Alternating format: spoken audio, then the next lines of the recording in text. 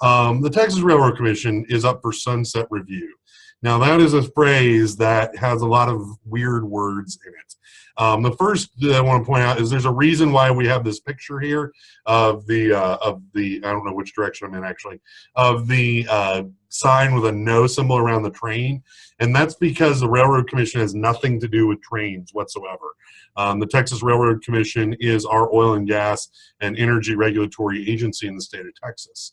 And so the powers that be are very much okay with people not paying attention to what they're up to, and so they have gone out of their way to keep that name, to keep people from paying attention. Now, every state agency on a 12-year basis is up for sunset review. This means that the state government reviews their agency's operations for effectiveness, efficiency, and other concerns, and then suggests any changes that need to be made. They have to affirmatively reauthorize that agency, or else it disappears and goes out of existence, and that's an opportunity for them to make fixes. This is an opportunity. This year, the Railroad Commission is up for sunset review, and we are hoping to get some changes at that agency. Now, the biggest thing that we've really focused on has been about enforcement of the law at this agency. Right now, under the way that the agency operates, they keep almost no data about their enforcement. And their enforcement philosophies are such that they're more about getting companies to start obeying the law rather than actually punishing anybody for failing to obey the law. These two facts come together and make it very easy to just serially disobey the law and have no consequences as a result. Company violates the law.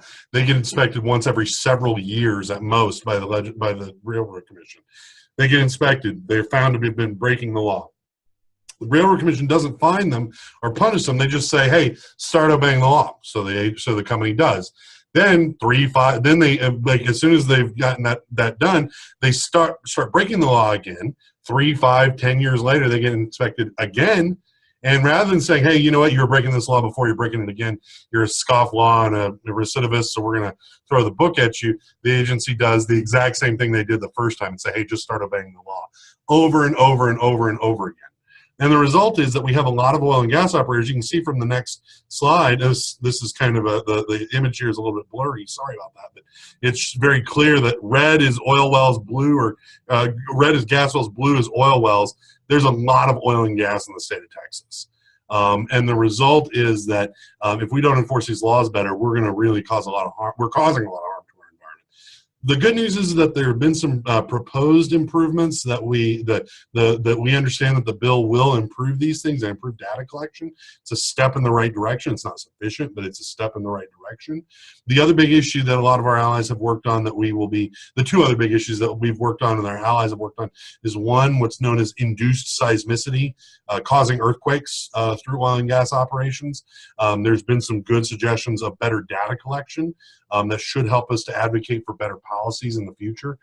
That's a step in the right direction. Once again, not sufficient, but it's something to move forward with. And then the last piece of that, it has to do with abandoned wells. You can see from this image, there are thousands and thousands and thousands of wells. When an operator abandons them, which happens thousands of times in this state, the state doesn't have the resources to clean them up. The business went away. They don't have the resources. And these things end up wreaking a lot of havoc on the environment around the state. We need policies that are going to make companies take financial responsibility for their operations so that we can prevent this from happening in the future. So that's something that we're going to be working on with our allies. That is the Railroad Commission. The last thing I wanted to talk about here real quick on specific issues that we're focused on has to do with the way that we issue permits for polluting facilities in the state of Texas. One thing has to do with permitting for landfills. That first point there is mostly about landfills. There are some specific things. There have been some specific challenges having to do with specific landfills, especially in East Texas, that have proven that the system is broken. And the good news is we have conservative lawmakers that are interested in doing something about this and interested in tightening that process up and making it so that it's not so easy for polluters to be able to just build bad landfills that will cause harm to people in the future. The details on that are still being worked out. That's why I'm talking in kind of broad and vague terms.